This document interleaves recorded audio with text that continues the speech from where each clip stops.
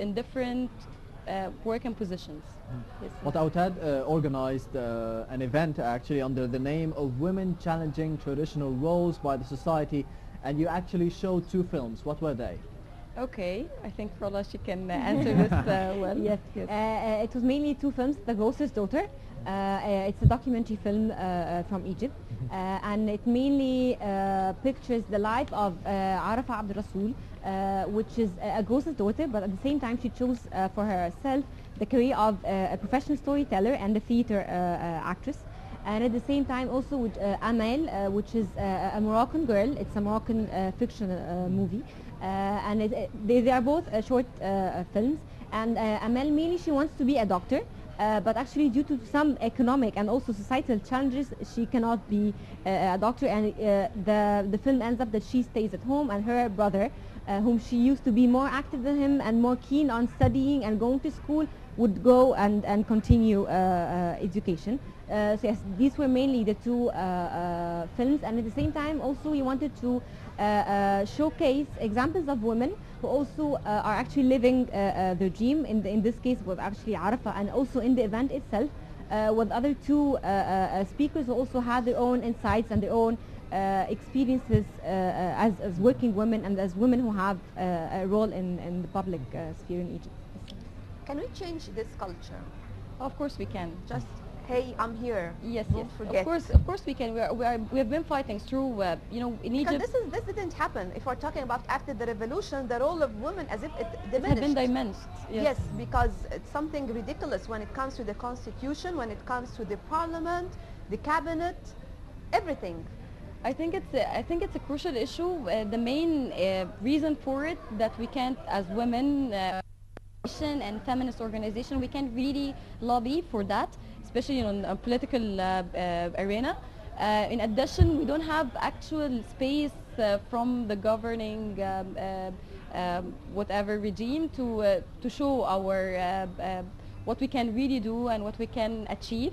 But I think we are taking quite good steps now. We are lobbying for to have more effective political participation. What are we doing? What are these steps? I think Tell us something yes, optimistic. we are trying to do certain demonstrations for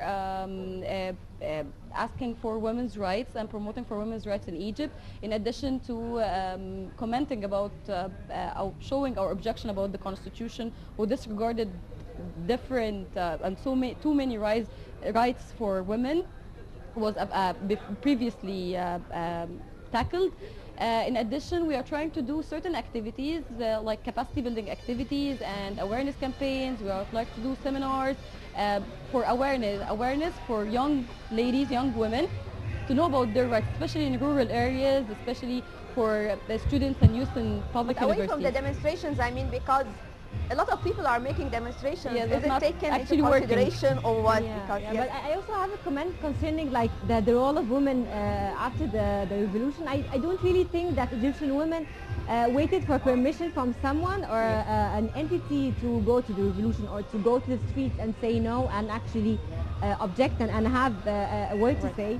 And somehow on the ground, a lot of women, they don't, especially young women, they're not waiting for a permission in order to do something. And a lot of them are actually initiating things and they're having an impact. And somehow I think that's the main power of young Egyptian women these days. They're not waiting for neither the government, neither nor the constitution in order to have something to do. They actually, they decided to step in and to stand out and to have something to say, and I think this is also very, very important. So what about the Grocer's Daughter, the film, the Egyptian film, because I'm going to ask about it in specific because it was an Egyptian production.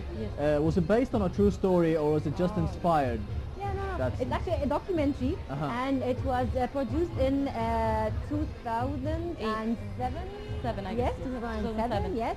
And the director is Ahmed Mabrouk. He's actually from Alexandria, and yes, it's a true story. And yes, and the main character is actually a true person. And But she was faced, as you said, by societal problems. Sorry? by societal problems she was faced, the heroine of the movie? Actually, Arafa is somehow a kind of a person who she mainly, you can say that she's somehow living her own dream, because she decided to be a professional actress and theater actress and a storyteller, although she's a grocer daughter, but at the same time she's very, very, very humane. You cannot really say that the film is telling you, ah yes, that's a positive image of Egyptian women. No, it mainly shows you a humane side of Arafa. Yes. There is another film that is titled Amal, right? Yes. Tell us Amal. more about this. Yeah, I think Amal is it's like it's a short film about a Moroccan girl. She's a young dreaming girl to be a doctor. Like most of girls in Arab communities who are suffering from economic circumstances and certain traditions and customs that force them to stop dreaming or achieving their own dreams in education, and that's what really happened with her family. She faced this issue despite her success, despite her potential, high potential.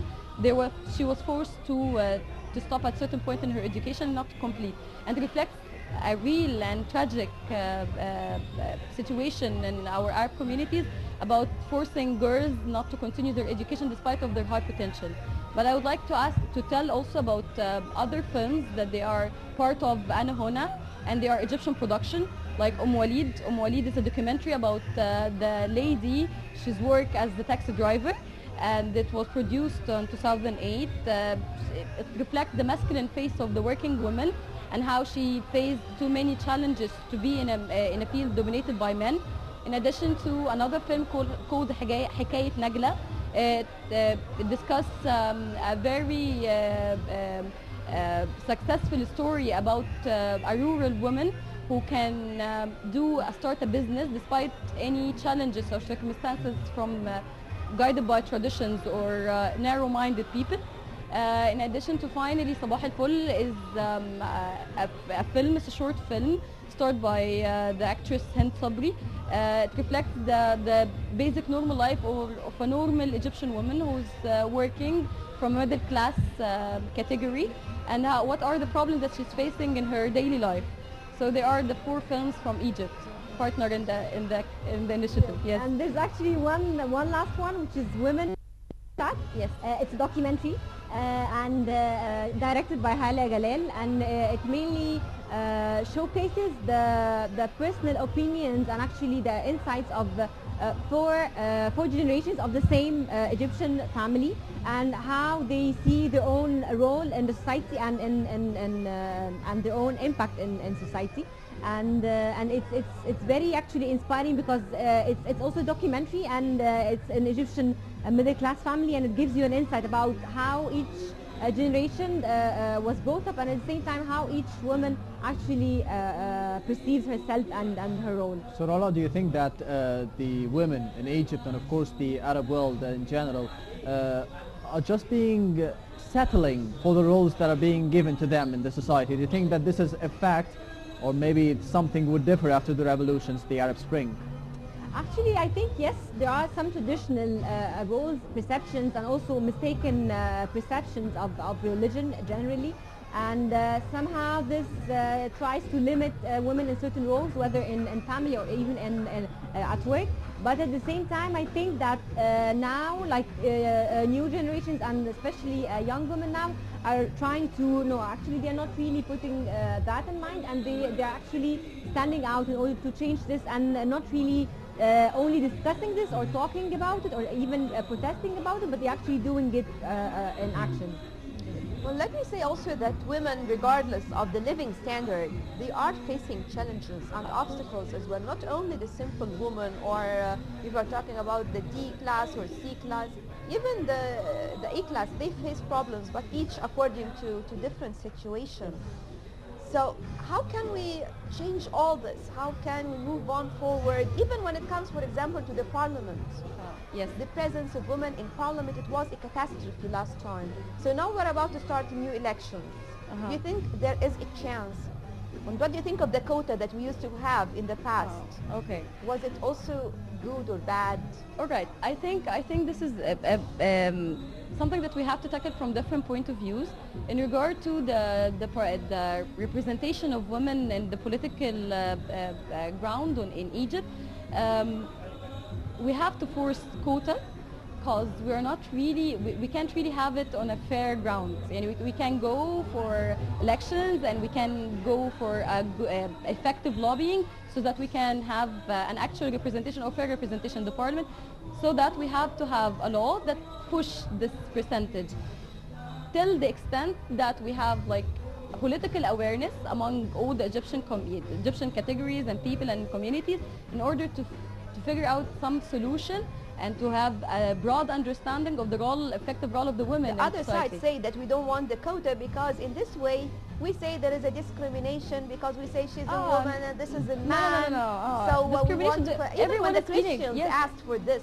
Everyone is facing discrimination. People with disabilities are facing discrimination. Children, they are facing discrimination. Minorities, religious minorities, ethnic minorities in Egypt, they are facing discrimination. This is not the issue. The issue is how to have a fair representation of all the categories of the community. Meanwhile, you can do that because of the not actually settled circumstances, political and economic circumstances, and we're not actually prepared for that. In order to have such fairness and to give the space for everyone in equal ground, you have to have a basic legal infrastructure.